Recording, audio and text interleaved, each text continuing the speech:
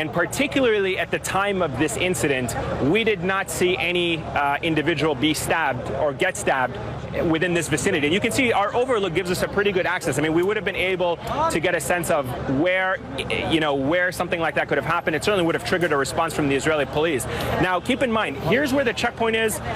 Israeli police, according to local Israeli media, suggest that this individual attempted to stab one of the Israeli police individuals that was here. We didn't see any Israeli police officials being treated on the scene. We haven't seen anyone since taken away. We haven't seen anyone here injured among the Israeli police. That is important to make that distinction. What we can say is the individual who came across the corner, and once he came across the corner became directly in my line of sight, did not heed the calls by the police to stop and ultimately was shot further down. The point that you made, and obviously picked up by a lot of the local media here, the individual was dressed in camouflage. I can tell you he was a male. Can't really tell you a lot more about his age. Certainly didn't look to me, and again, I'm ballparking it here, but definitely did not look to me older than 25 years old. It looked from where I was standing at least to be a young man, did not look to be, particularly armed. And again, that was confirmed by the fact that the police ultimately removed his clothes. They didn't find any explosive devices on him. I was trying to keep an eye to see if they were taking anything off of his body, perhaps if they took a gun, if there was a gun that was visible. There was no gun that was visible. And at one point, we can clearly see from where we were lying, from where we were standing, where his body was lying, both of his hands were open and both of his hands did not have a knife. Now, that was after police arrived to the body, so it's very possible. Yeah, Ayman. Yeah. As a matter of fact, and this is important because, you're covering this story live and you're seeing it once and you're actually witnessing it, not knowing what you're seeing until you actually process it. But in the video that we have, that you have, that is, as you say, I don't think anybody else has this video, we can clearly see the man in camouflage T-shirt and pants with what appears to be, at least in his right hand, a knife. And take a look at this video right here.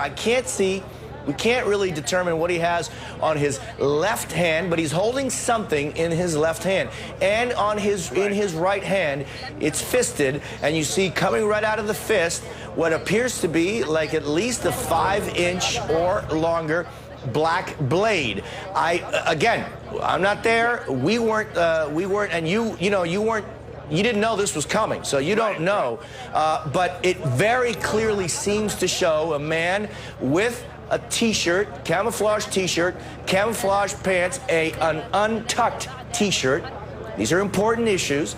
Holding what appears to be in his right hand a knife, in his left hand something that I can't determine what it is. He had already crossed the barrier. You heard over and over again officials telling him to stop. As he is running towards the Damascus gate, open fire. But clearly, it seems to me, that he's holding in his left hand something and in his right hand what seems to be a knife. Right, absolutely, and that's the point I was trying to make, was that when they flipped the body over, when they secured the body, it was at that point that his hands were then emptied, and so that's why it was important that you were making that distinction, because our cameras were able to zoom in. The point that we were making about when he came around in our line of sight, because everything was moving fast and the fact that the police opened fire on him, it was obviously difficult for us to concentrate at that particular moment. When his body was laying there and the forensics team came by, they certainly removed his clothes. They made sure that he didn't pose an immediate threat. We were talking about the fact that they were making sure that they didn't have any explosive devices on him, and it was at that point that when they opened his hands, that was the part where I was saying to you, once the forensics team that was there going through the scene did not have the weapon in both of his hands. That does not mean that he didn't have a weapon. It just means that particular incident where he became visible to us again, his hands became visible to us with my bare eyes, they were at that point emptied from the weapon that he may have been carrying. Correct, and let me go back to some of the reporting